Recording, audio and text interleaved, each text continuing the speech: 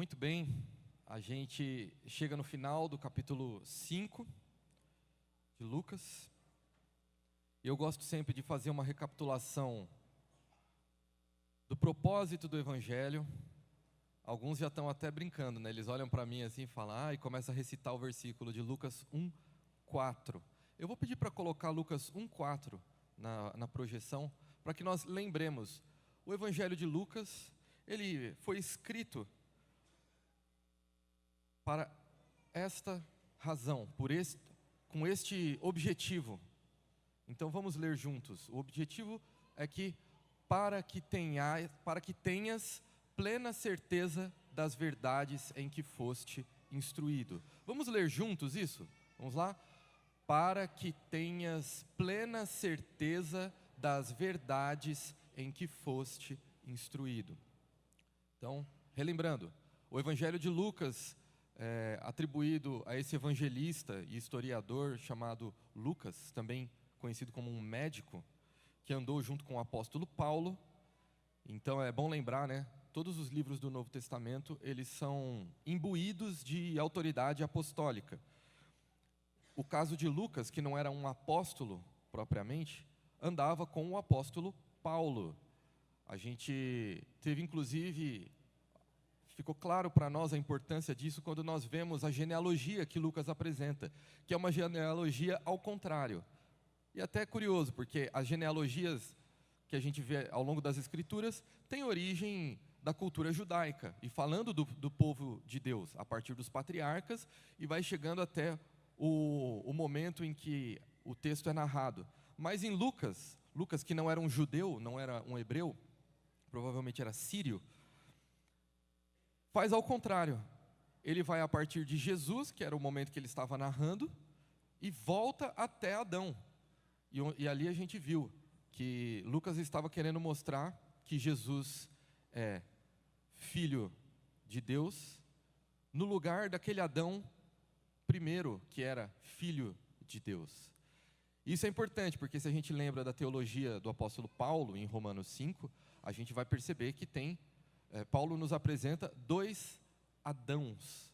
O primeiro Adão, que peca, desobedece e traz para toda a sua descendência, para todos aqueles que dependiam dele, que eram aqueles de quem ele era o cabeça federal. Vocês devem lembrar desse termo. Quem estava no retiro também e viu um pouco sobre o aliancismo, a teologia da aliança, vai lembrar disso. Adão era o cabeça federal e ele desobedece a Deus, levando também em desobediência e inimizade contra Deus todos aqueles que estavam debaixo da sua autoridade, ou seja, todos os seus descendentes, e amaldiçoa assim também a terra. E aí a gente vê Jesus sendo anunciado pela uma voz que vem do céu como o meu filho amado, em quem tenho prazer, em quem me comprazo. Então, a gente vai ver que Lucas, do início até o capítulo 4, foi enfatizando como Jesus é o Filho de Deus. E a partir do capítulo 4, onde nós já estamos há algumas semanas, Lucas começa a anunciar, a expor para Teófilo, né, o leitor original, qual que era o ministério de Jesus, como que se deu o ministério de Jesus. E é interessante a gente reparar que Lucas, por ser um gentil e escrevendo a outro gentil, alguém que não era judeu, de um não judeu para outro não judeu, Lucas escreve e ele sempre fala daqueles excluídos do sistema, daqueles que são de fora. Diferente do evangelho de Mateus, que era um judeu escrevendo para judeus, Lucas, ele se preocupa em anunciar o Messias dos oprimidos, o Messias dos que estão distantes da aliança de Deus. Como a gente viu lá nas palavras de Simeão, no capítulo 2,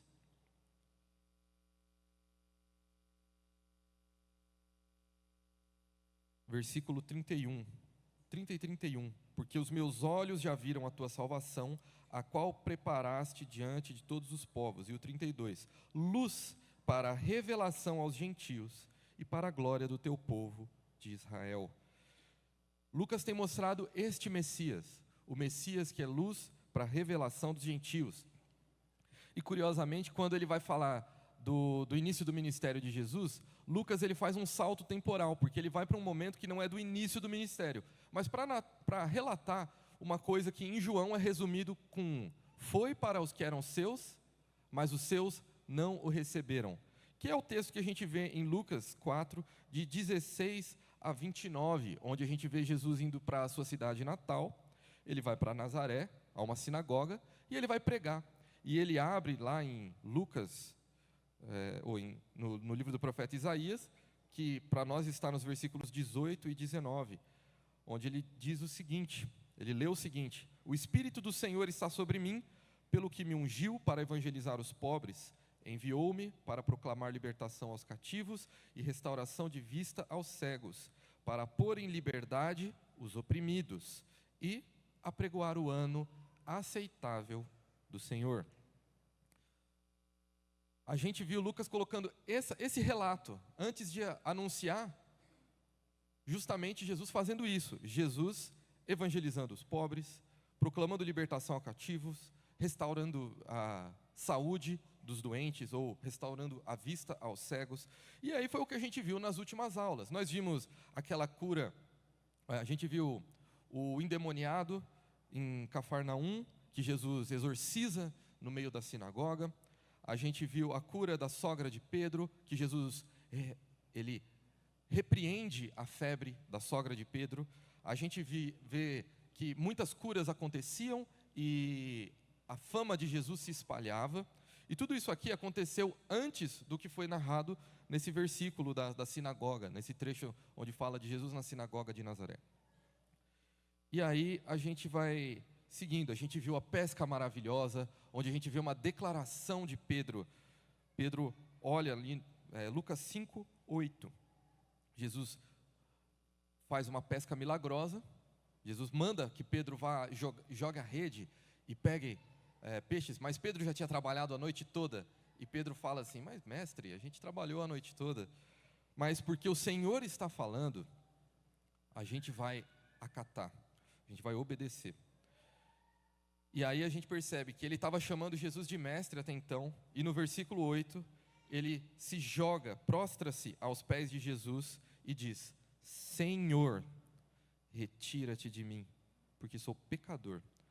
A gente vê que Pedro começa a ser confrontado com quem Jesus realmente é. E é isso que nós temos visto nessa última temporada de relatos que temos lido.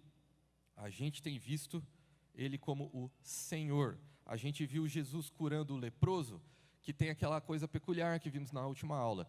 O leproso já chega para Jesus falando: se queres, pode curar-me. Não, ele fala: se queres, podes purificar-me. Lembrando que a lepra era uma enfermidade que tornava o judeu cerimonialmente impuro. Ele não podia participar da comunidade, ele não podia participar dos cultos ao Senhor. E aí Jesus fala: quero ser purificado. E com essas palavras, o homem sai purificado e sai livre da sua lepra. E aí a gente chega também, a gente percebe como Lucas está crescendo na narrativa. E aí a gente chega naquele episódio que é um dos mais conhecidos quando se fala dos milagres de Jesus, que é Jesus está em Cafarnaum, a região onde ele estava morando nessa época. E ele está numa casa lotada. A casa está tão lotada, que tinham pessoas que estavam querendo levar um paralítico para ser curado e eles não conseguiam. E aí eles, engenhosos, fazem um caminho diferente, sobem para o teto da casa, abrem o teto da casa e descem o paralítico até Jesus. E aí a gente tem uma das narrativas também que mostra como Jesus é completamente diferente de qualquer profeta que apareceu. Ele está numa categoria superior a qualquer mensageiro, a qualquer sacerdote, a qualquer homem que Deus tinha enviado até então. Porque Jesus vai lá, olha para aquele paralítico e diz: os seus pecados estão perdoados. Versículo 20, Lucas 5:20. Vendo-lhes a fé, Jesus disse ao paralítico: homem, estão perdoados os teus pecados. E isso é uma coisa que só Deus pode fazer. Só Deus pode perdoar pecados. E os judeus ao redor, especialmente os fariseus, conhecedores da lei, lembra? Lucas era um evangelista que estava andando com o apóstolo Paulo, que era fariseu de fariseus.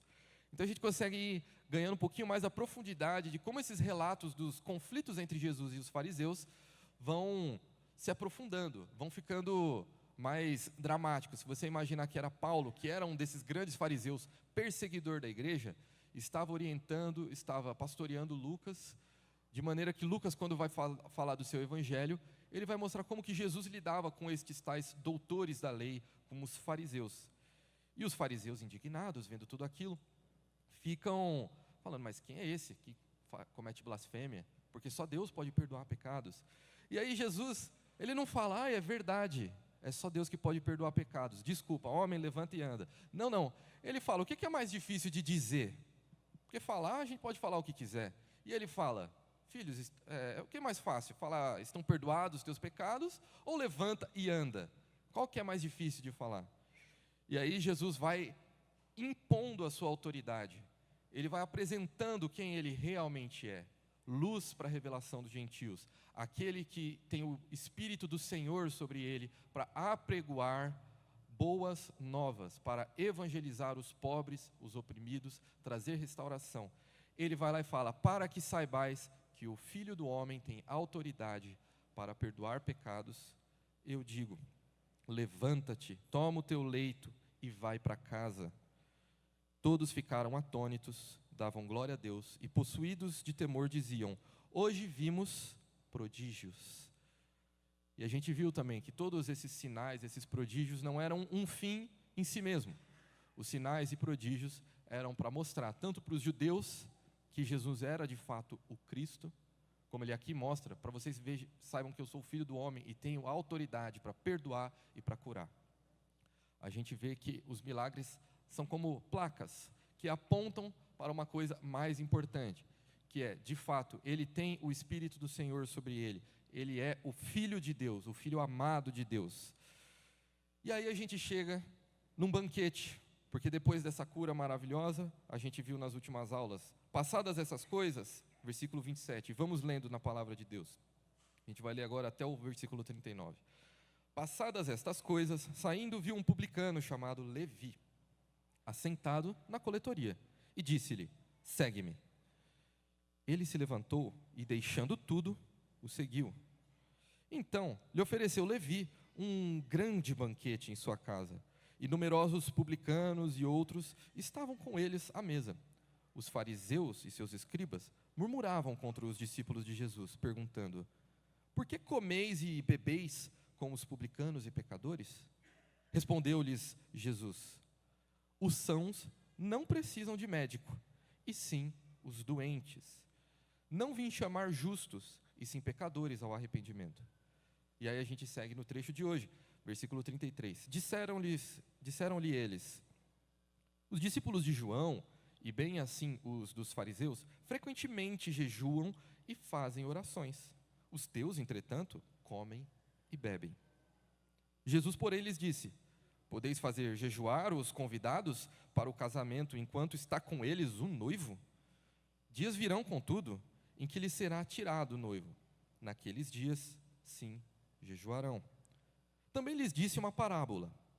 Ninguém tira um pedaço de veste nova e o põe em veste velha, pois rasgará a nova, e o remendo da nova não se ajustará à velha. E ninguém põe vinho novo em odres velhos, pois o vinho novo romperá os odres, entornar-se-á o vinho, e os odres se estragarão. Pelo contrário, vinho novo deve ser posto em odres novos, e ambos se conservam.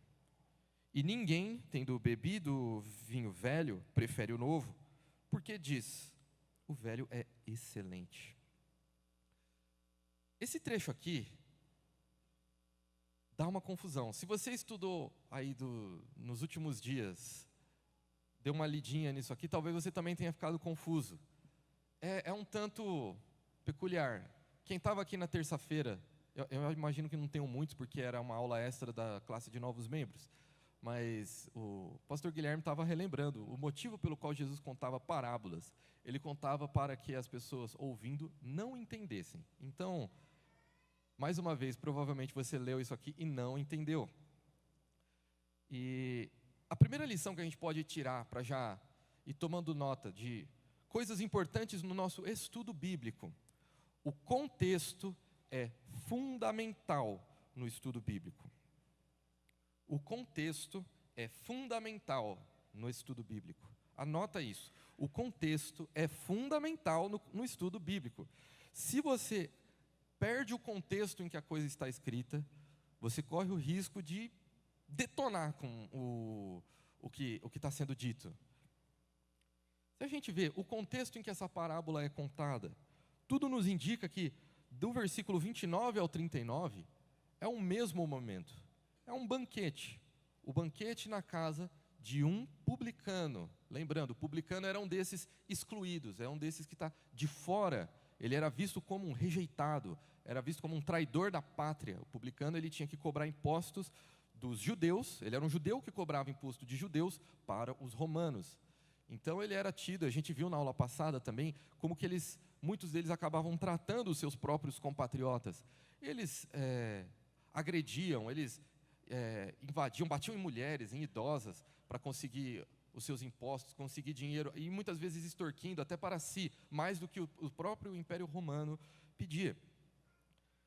E aí a gente vê os fariseus e escribas, no versículo 30, murmurando contra os discípulos de Jesus. Aí a gente percebe, provavelmente, esses fariseus e escribas, e aqui eu dou uma licença que é a minha imaginação, tá? Então, vamos deixar claro, é a minha imaginação. Os fariseus e escribas estão meio que ali, ó, na janelinha, olhando lá dentro, tá aquele mestre lá que faz milagre e tudo mais, que prega um monte de coisa, e tá lá, os discípulos dele estão lá, andando comendo e bebendo com publicanos e pecadores. Mas aí Jesus responde de lá de dentro, e aí na minha imaginação também, então é versão brasileira Dimas, de interpretação do momento, de leitura da cena, Jesus de lá de dentro fala para eles, mas eu não vim chamar sãos, eu não vim para os justos, porque os sãos não precisam de médico, e sim os doentes. Não vim chamar justos, e sim pecadores ao arrependimento. E aí continua esse embate. E aí os discípulos, esses fariseus e publicanos, e é curioso, no Evangelho de Mateus é falado aqui os discípulos de João é que vem falar, não discípulos dos fariseus. Eles dizem, os fariseus e os discípulos de João frequentemente jejuam e fazem orações. Os teus, entretanto, comem e bebem. Frequentemente fazem jejum e oração. Lembrando, contexto geral, Jesus fez alguns milagres, Jesus fez muitos milagres, chamou um fariseu, um publicano, esse publicano o convida para ir para a casa dele, e na casa dele acontece esse embate. E aí a gente pega a primeira coisa importante para a gente ver aqui, a palavra frequentemente, antes da palavra jejum, versículo 33. A gente só tem um dia requerido na lei de Moisés para o jejum. Esse dia é o dia da expiação. Todos os outros momentos de jejum que a gente vê narrados nas Escrituras não são necessariamente cobrados pela lei. Então, aqui a gente já percebe uma característica do que os fariseus praticavam, que era ir além do que a palavra de Deus disse.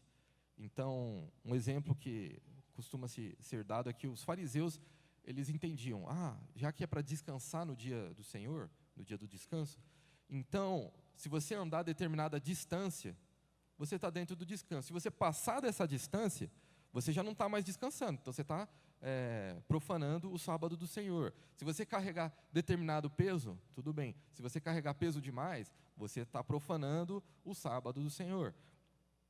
E eles sempre iam para além. As tradições deles, como a gente vai ver Jesus falando em outros textos, as tradições deles engoliam a lei de Moisés. Eles solapavam a palavra de Deus com as suas tradições. Eles eram o que nós chamaríamos hoje de legalistas. Eles pegam uma coisa que Deus disse, eles falam, tá, mas Deus falou pouco, eu acho que Deus tinha que falar para a gente não fazer mais isso. E eles acrescentavam ao que Deus dizia.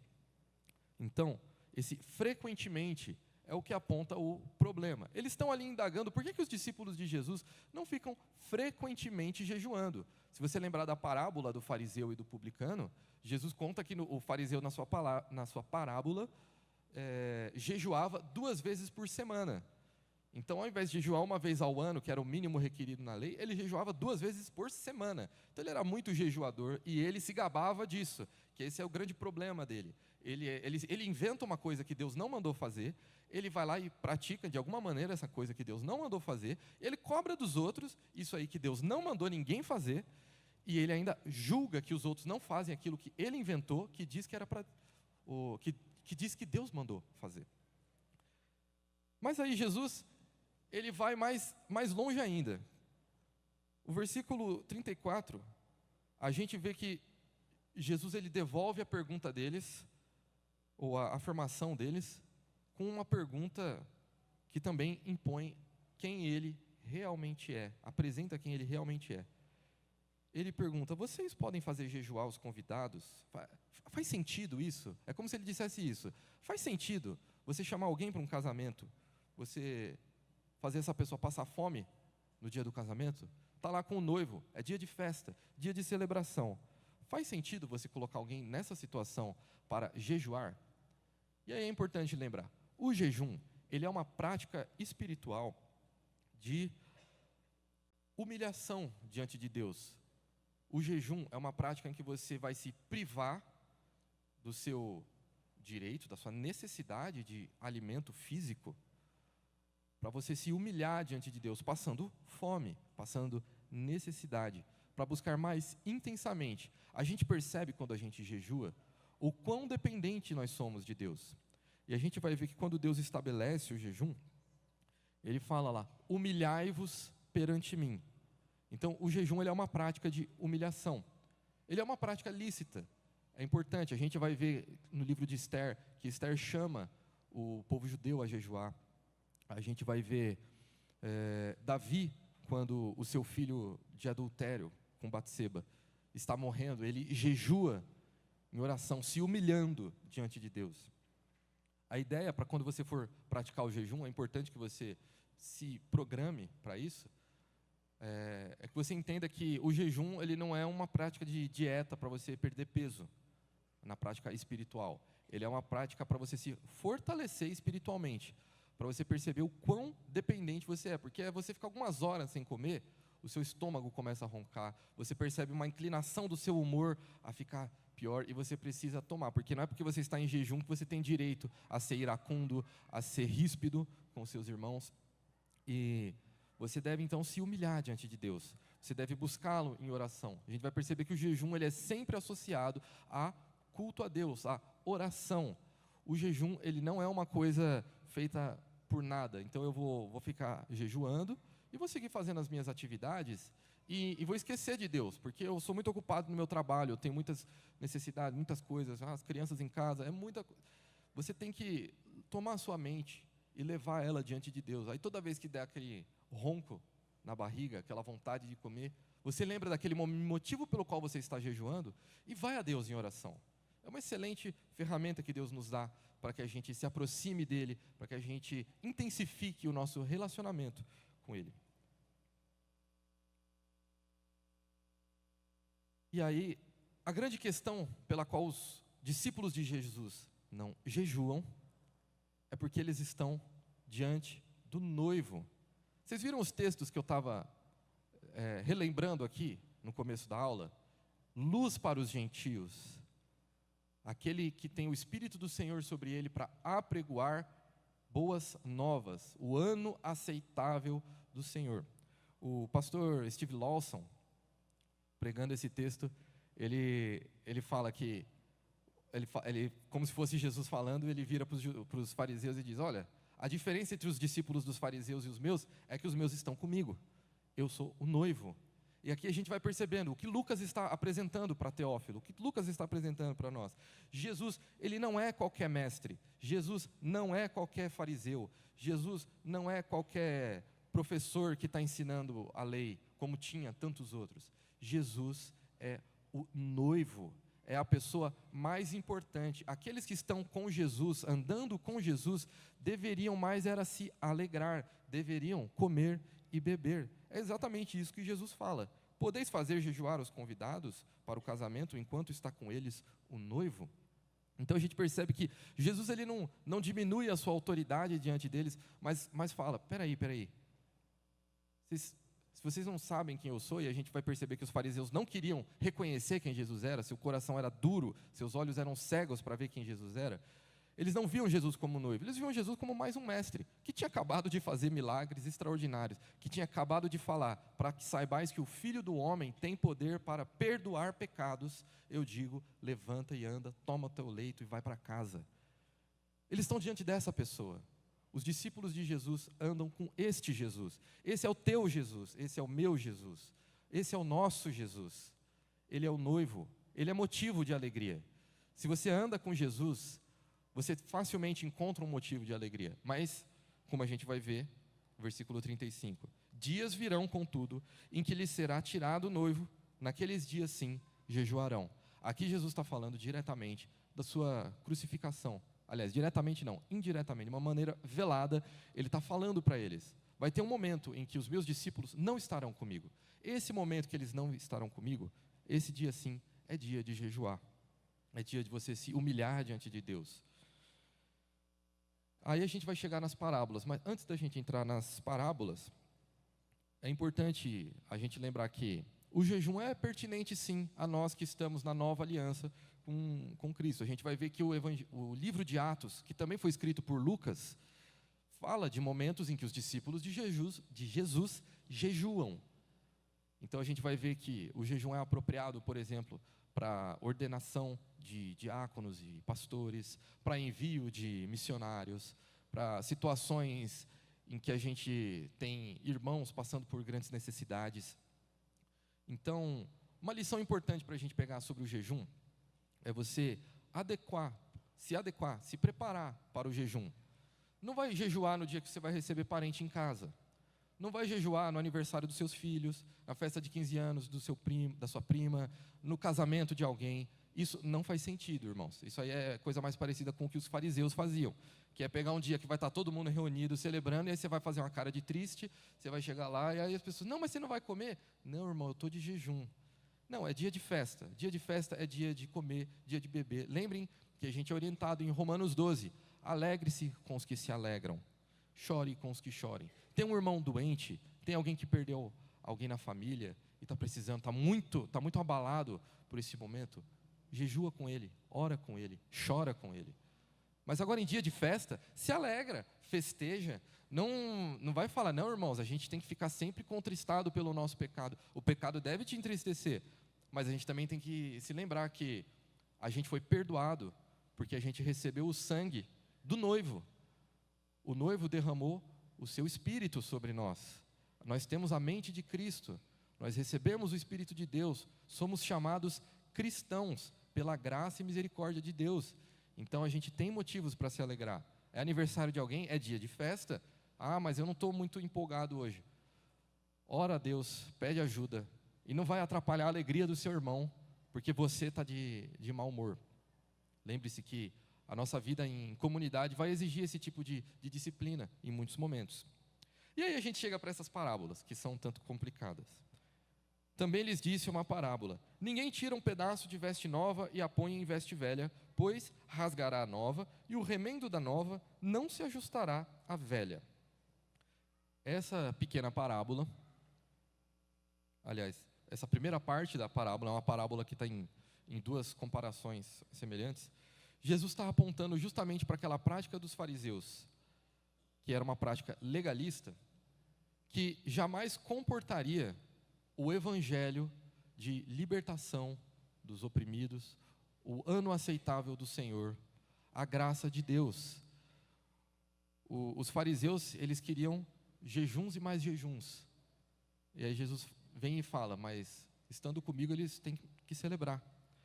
E aí ele vai mostrar como é incoerente você tentar pegar um legalismo e somar com o Evangelho. O Evangelho ele não comporta que você fala, não, eu quero Jesus, mas eu vou acrescentar mais algumas coisas. Se a gente lembrar da carta de Paulo aos Gálatas, a gente vai ver que se você quer ser praticante da lei, é melhor que você seja praticante completo da lei, pois você já repudiou o sangue de Cristo. Você não tá mais com a veste nova. Você está querendo pegar um pedaço de pano novo, mais firminho, colocar num pano velho, e aí você quer costurar esses dois panos. E o que vai acontecer? Quando você for lavar, um pano vai encolher e vai puxar o fio do pano velho, o pano novo vai encolher, puxar o fio do pano velho e vai piorar o que você fez. Então, se você está tentando hoje pegar um legalismo que você acha que é santidade e misturar com o Evangelho de Cristo, o que você vai conseguir vai ser um rasgo pior. E aí ele segue, ninguém põe vinho novo em odres velhos, pois o vinho novo romperá os odres, entornar-se-á o vinho, e os odres se estragarão. Aí aqui pode ficar um pouco mais complicado, porque roupa velha e roupa nova a gente até usa hoje em dia, mas a maioria de nós imagino que não tem muito contato com odres feitos de couro e vinhos que são depositados dentro desses odres. Mas os estudiosos apontam que esses odres, eles eram feitos provavelmente das tripas de algum animal, do órgão de algum animal, e eles colocavam o vinho novo num odre novo. Então, acabou de preparar um odre, colocava o vinho. E o que acontece? O vinho fermenta. Conforme ele fermenta, ele vai dilatando, vai esticando aquele odre. Então, o vinho e o odre vão expandindo juntos. E eles vão se preservando.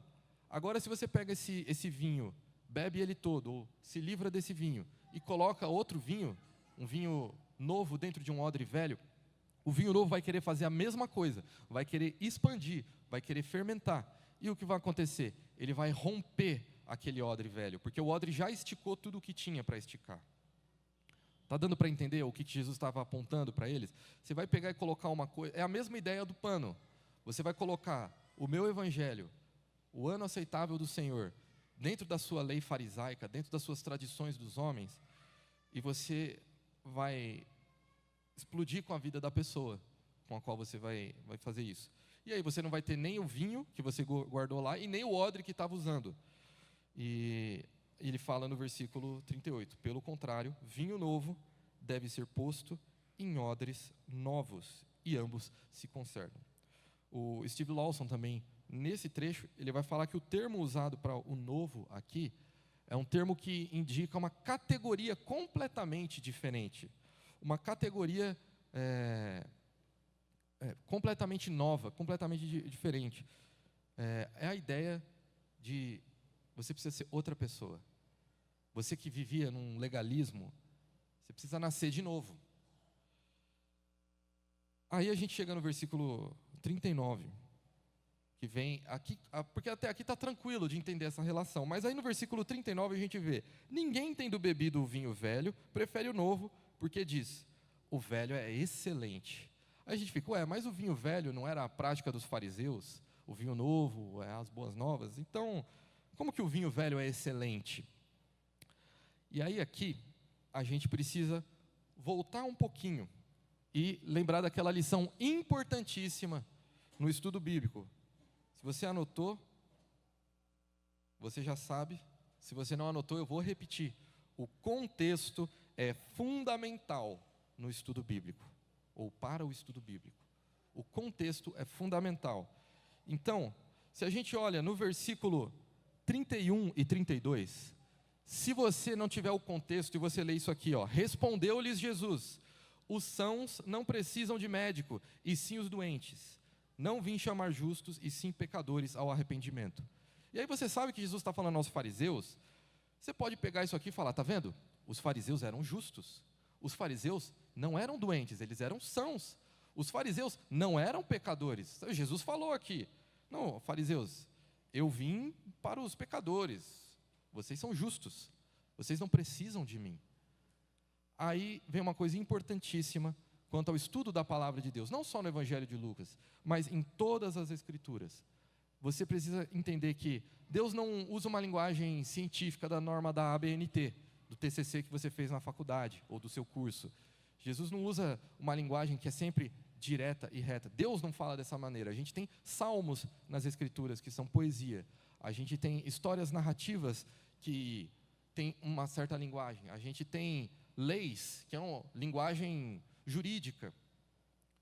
Aqui Jesus está usando de uma espécie de ironia. Jesus está falando, fariseus, eu estou aqui com os pecadores, porque o bonzão aí, o saudável, o são, não precisa de mim, não precisa de médico. O justo aí, e a gente sabe, eles não eram, porque todos pecaram. A gente sabe que não, porque ele vai falar em vários outros momentos, vocês são raças de víboras, vocês são terríveis, vocês correm 1 milha para fazer um discípulo e mais 1 quilômetro para levar uns 10 para o inferno. Vocês são uns filhos da serpente. É isso que ele fala para os fariseus. Lembra lá como João Batista falava? Quando vinham lá os fariseus e os escribas, ele, raça de víboras. Eles são essas raças de víboras, eles não são sãos, eles não são justos. Essa é a ironia. Esses que se sentem sãos e justos, beberam do vinho velho, e eles têm muito prazer no vinho velho deles. Eles são muito bons em seguir o farisaísmo deles. Então eles não querem saber desse vinho novo. Esse vinho novo não fermentou, não está tão bom assim. O vinho velho é excelente.